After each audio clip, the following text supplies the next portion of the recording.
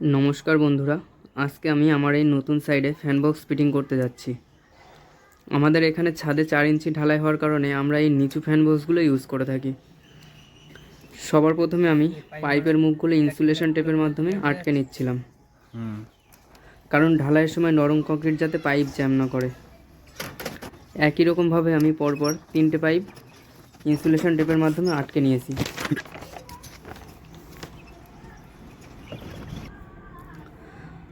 তারপর আমি স্ল্যাবে রডের জালির নিচে কভার ব্লক দিয়ে উঁচু করে নিলাম, কারণ রডের কভার দেওয়াটাও অত্যন্ত জরুরি।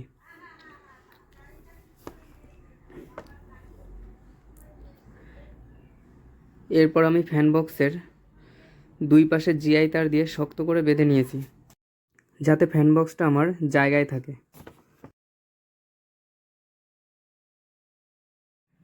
এরপর আমি রডের সাইজ অনুযায়ী ডাইস দিয়ে ঠিক ততটুকুই ব্যান্ড করে নিয়েছি যতটা আমার প্রয়োজন ছিল।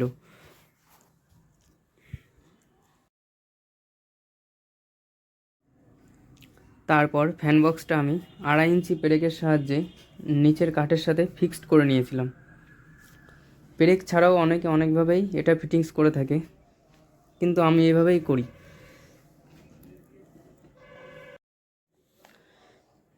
এরপর আমি একে একে পাইপগুলোকে ফ্যান বক্সের ভিতরে ঢুকিয়ে নিয়ে জিআই তার দিয়ে বেঁধে নিলাম।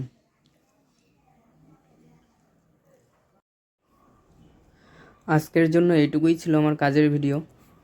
আমার কাজ আপনাদের কেমন লাগলো অবশ্যই কমেন্ট করে জানাবেন, এবং ভালো লেগে থাকলে লাইক, কমেন্ট ও সাবস্ক্রাইব করে আমার পাশে থাকবেন।